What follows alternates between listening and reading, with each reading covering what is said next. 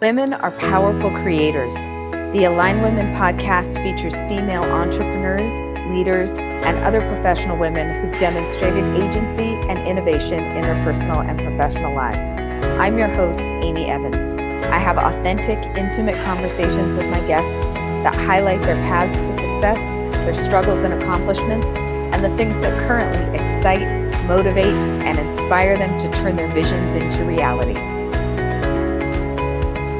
Welcome, everyone, to episode 2 of the Align Women podcast. I am Amy Evans. I'm your host and the founder of Align Women, which is a leadership and networking organization for professional women. The podcast features female entrepreneurs and leaders and other professional women who demonstrated agency and innovation in their personal and professional lives. And with me today is Andrea Jenson. She's the CEO and the founder of the Cashflow CFO. And Andrea and I met earlier this year at a speaker's workshop, and I immediately liked her, and especially her commitment to serve female entrepreneurs. Welcome, Andrea. Thank you, Amy. I'm very excited to be here today. I am excited to have you. We're going to talk about your business. We're going to talk about an event that you have coming up in January. So let's get into the questions. I love that you describe yourself as a money mindset champion for female entrepreneurs. And I'd like you to tell us about what led you to focus on that niche in particular and what unique needs female entrepreneurs have when it comes to money mindset. Absolutely. So, having a background in finance and accounting and working directly after college in venture capital, I found myself to be the only woman in the room, in a lot of rooms. And so when I decided that I was going to go out and start my own business, I realized that there was a big opportunity to share what I have learned, both, technical and also just day-to-day operational, of how to manage a business's finances, how to scale it, how to grow it, how to not run out of cash while you're scaling it and growing it, and really apply that to an underserved market, which is women entrepreneurs. And also, if you think back in history, it was just 100 years ago that, women couldn't even vote. And so here we are today, running very successful businesses, employing a large share of the economy. And there was a gap that a lot of women that I spoke to, when I talked to them about their P&L or their balance sheet, they confided, I just want to bury my head in the sand. I don't know. And, women grow at the level of comfort that they're at. And so to get that comfort for them to be able to grow and expand to the next level in their business, having that financial foundation was key. And so I love that. And I wonder, do you think that women may be underserved because there are not as many men in financial services to provide those financial services and education to them? Do you think that it's an education issue, meaning women aren't generally encouraged when they're going through the educational process to look at math, finance, accounting type courses? Or do you think that it's a socialization, that it's just not messaging that women are given, that they have the aptitude to deal with business books? I think it's a combination of both, actually. So if I look in my just generations, my grandma didn't know how to balance a checkbook when my papa passed away because he had always handled that. So that's one piece of it. The other piece of it is a lot of these women that are starting businesses don't come from a business school background. They're, there's so many different types of businesses out there. And so their genius might be in something that is completely different from being able to read a financial statement.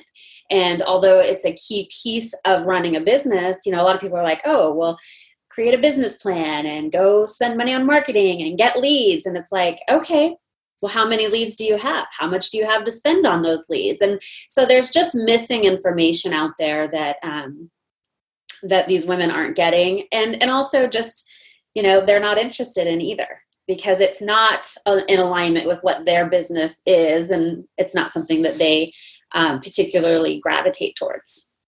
Totally. And I certainly see that an entrepreneur may have a wonderful idea and be really good at execution or really good at motivation or really good at systems, and maybe doesn't have the aptitude for the finances, or just doesn't want to do it. And that idea that we could have it all doesn't necessarily mean that we can do it all or that we should have to do it all. And I love that you referred to the idea of the zone of genius and the idea that we should really focus on the things that are our zone of genius, and we can either learn or outsource the pieces that aren't. Yeah. And I think it should be a combination of both of those, learning and outsourcing, because, at the end of the day, this is your money that you're talking about. It's your livelihood. And yes, there should be somebody, business owners often ask me, when should I hire a bookkeeper? And I say, well, that should be your first hire. It doesn't have to be a full-time. It could be a super, super fractional, somebody that you just use for a couple hours a month. But you have to have somebody, that's your money, and that should be your number one focus, because what you count counts. And, money is the lifeblood to growing your business, to being able to deliver your product and service out there in the world. And it's also, you've got to pay yourself and be able to support your family and lifestyle and all of those other things that you're, at the end of the day, in business to do. For sure. And I see a lot of women who, in my industry, have huge hearts and want to serve and are very good at doing it, and believe that the money will come and that it will all take care of itself.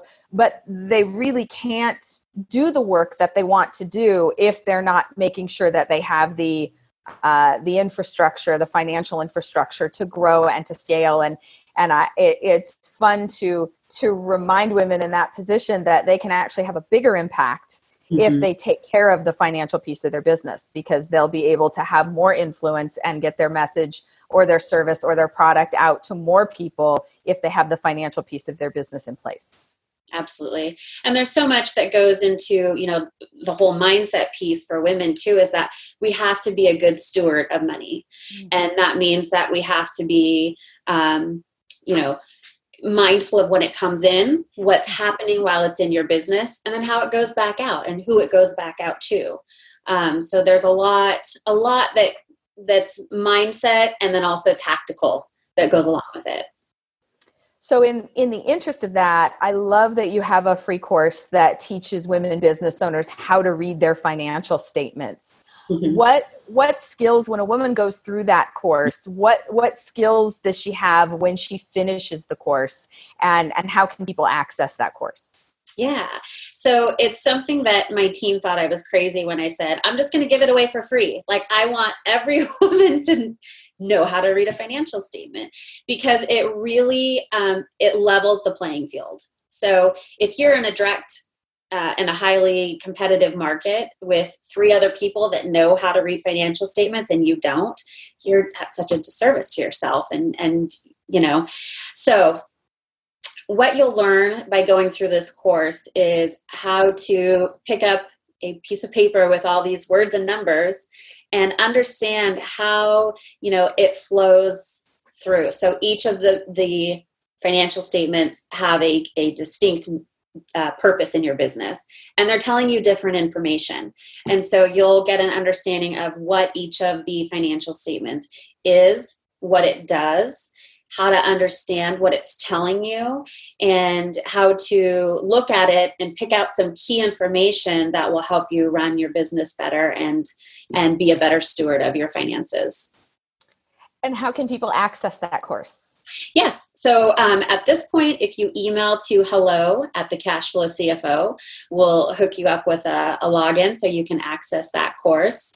And yeah, you can have it for the lifetime. As long as it takes you to go through it, you can. And then at some point, I'm sure we'll offer some additional resources and support. But right now, we're just trying to get it in the hands of as many women as we can.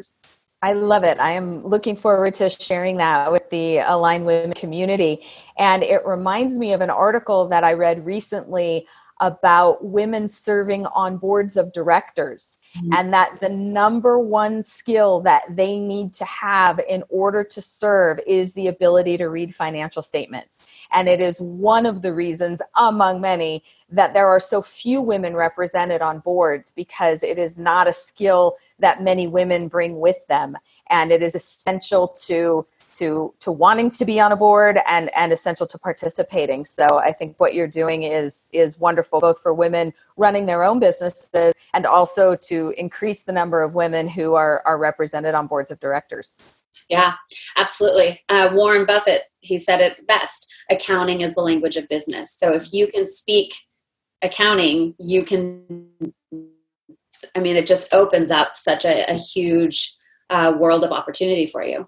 Wonderful. So finances are obviously your zone of excellence in your business or in your personal life, and feel free to get personal. What do you outsource that isn't in your zone of excellence in order to keep you in the things that you are most passionate about and most effective at?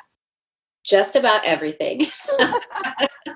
I am a really, really strong believer in, do what you do best and bring in other people that do what they do best, and let them have the room and the space to do that in your business, in life. I have an 8-month-old baby. And so, it takes a village for sure. I'm running a business. I've got, obligations with the family and other things. So I definitely have a lot of resources that I use as far as online grocery delivery, good old Amazon, just the basic little things like that. But it comes in, such clutch moments when you're like, oh, I forgot I need to XYZ for, I also have an 11-year-old daughter, for her school, for, and I can have it here in 2 days. But, and also just really, really, I said this earlier, but having the right people in the right spots and letting them do what they do best. And I try so hard not to interfere. I say, here's my idea. What do you think? And run with it. So that's everything from operations to marketing and all of those other things. So it really, it's fun to watch, because yes, although I am the founder of this business, it's really kind of like taken its own course. And it's the culmination of all of these brilliant people that believe in our mission to educate women in finances, and to, empower them to grow their businesses. And so everybody's behind that mission, and it makes it just a big team effort instead of just me. Yep. And the whole is greater than the sum of its parts when you start involving other people and their energy. I love that. Yeah. And also when you're scaling too, sorry, but this is a big piece here that was a big learning opportunity for me, is as I started to scale my business and as I got to that next level of success, it was either I'm going to lose my mind because I'm trying to keep everything together myself, or I have to let go and allow. And that's when I really started learning how to delegate and things like that. So if you are scaling your business, it's inevitable. You have to be able to do that. Yeah. So along those lines, and I'm sure this is something that has helped you in that process, tell me about your experience working with a business mentor. I am a big fan of coaching. I believe that having someone else's perspective can be super valuable. Having a sounding board can be valuable. Having a cheerleader can be valuable. Tell me what led you to hire a business mentor, and a few of the things that person does to keep you grounded and focused. Yeah. Well, you just said the two biggest: grounded and focused. So my decision was, I knew I had some big goals, and I knew that I wanted to shorten timelines. And so I didn't want to have to go through the trial and error of growing a business. And so I went out and sought somebody who has been there, done that, and has the wisdom and the patience and the grace to lead me the kind of in the direction that I need it to go, and not necessarily, yes, they are a business mentor, but I also look at them as they're part of my board of directors. Sure. And so I know, coming from corporate background, the value of having all of these different people in the conversation with their different experiences and insight. And so, so that's one of the big things that they do for me is keep me accountable, keep me on track. Like I said, I've set some big goals. And so, working backwards, I've got milestones that need to be hit to achieve those goals in the time frame that I've set out for. And so it's just really having somebody there that kind of brings you back in when you get out here as, the entrepreneur shiny object syndrome. Totally. Yep. Totally. I relate to that. I like building new systems. And so when I build a system and it starts working well and humming along and I can throw things at it and it sort of processes them, I get bored with it. And then I want to build a new system. Right. I get bored before it's actually time to walk away from it. So I get the shiny object, stay over here, squirrel, stay over here. But what's been really nice about that is I've been able to get traction staying in my lane enough that I've been able to say, okay, I'm going to set aside 5% of my net income to either go play with in business development or to invest back into the company. And so having that discipline, I then say, okay, I have this budget. I know my budget I can play with now to go and try some new stuff and see. And it protects my cash flow. And it protects my distributions as a business owner so that I don't, get too wild with spending on new stuff that, and that's part of business too, is you've got to do that R&D, the research and development. Experiments. That's part of the entrepreneurial life is you go first, figure it out, give it a try, see if it works. Absolutely. And so I tell my clients, you can do that all you want as long as it's in budget. Right. Of course. So tell me about the Cash Flow Cure workshop that is happening in January. Where is it? How long does it last? What can attendees expect? Who are the ideal attendees for this event? And where can people get more information about it? All right. So this is something that was created out of necessity too. We do a lot of virtual work with our clients, and we wanted something that was a get out of the office, be able to spend some time and really focus on yourself and your business and do it in a very chic, comfortable beachfront place with wine and lunch, and really just make it be a full experience. Because a lot of times when you're dealing with money and numbers, it's easy for people that are not numbers oriented to begin with to kind of get off, one full day working on numbers is a lot for some people. Sure. So we thought, let's add in all these other fun elements that will make it a relaxing environment to be able to absorb the content that we are teaching them, and then be able to network and meet some other amazing business owners and collaborate, because we all, at the end of the day, have similar growing pains. And so being able to say, oh, she's doing the same thing I am, and she's experiencing the same problems. It really just makes it much more enjoyable to overcome those in a group instead of virtually. Sure. So some of the things that we work on together is we identify, okay, your business's number one goal is to provide you, the business owner, the quality of life that you want. And how much is that costing? It's hard for you to create a cash flow forecast, a budget, when you don't really know at the end of the day, how much money do you want to be taking home? And so we start with that first and we work backwards. And so we do a nice little, my dream scenario is this house, this car, this schools for my kids, this, ability, Christmas is coming up. How much do you want to budget to be able to spend on Christmas? Just all of the little things that go into your whole year. And so we sit down and we do a little bit of planning. We put numbers to it. And then we say, okay, it's really not as much as I thought it was. It's not a big, scary number, and it's doable. And so we work backwards from there. Once we identify how much money you need to be making from the business, then we say, okay, so what does that look like for your sales goals? And then what's your conversion rate? How many leads do you need to get to that? So now, you have your cash flow funnel. You're bringing leads in, you're converting them into sales. Now you've got money in the business, and what happens while it's in the business? So then we say, okay, we've got some big buckets of spending. And so that helps the women conceptualize and visualize what's going on in the business. And we put some percentages to those so that they can tell, am I out of alignment? Am I on track? And then we talk about profit, how to take it out of the business, tax wise, logistics wise. A lot of times they're like, well, how can I pay myself? Well, you write yourself a check. And they're like, it's that easy? I'm like, it's that easy.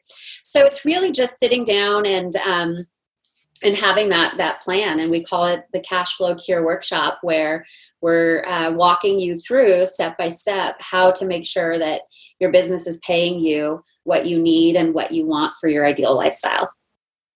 That sounds like an amazing way to start off 2020. Mm-hmm. What's the date in January? Yes. So if you email to hello@thecashflowcfo, we can send you all of the information. It's January 30th. And it is in sunny San Diego, right on the Pacific Ocean. Like literally, you walk outside of our meeting room and there's the waves. So it's just very soothing and relaxing and beautiful.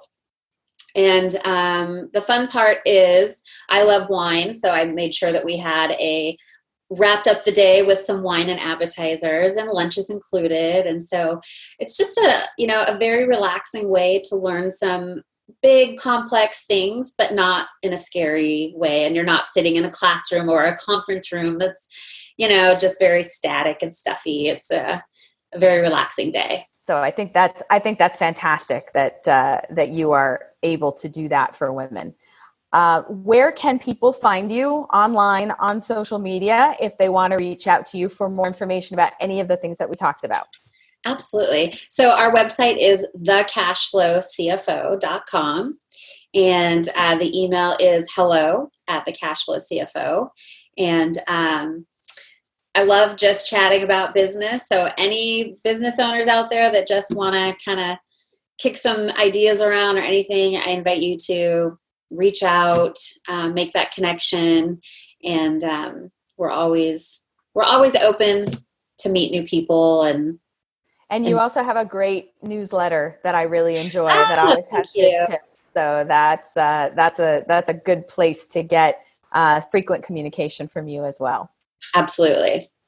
And I will post the links to your website and the email address where people can reach out to you to get more information. I appreciate you taking the time to be on the Align Women podcast. This was episode number 2 with Andrea Jenson. And thank you so much for being on. Thank you so much. Thanks for listening to the Align Women podcast. You can find more episodes with more amazing women at alignwomenpodcast.com and visit alignwomen.org to learn more about our leadership and networking organization. This is Amy Evans, and you've been listening to the Align Women podcast.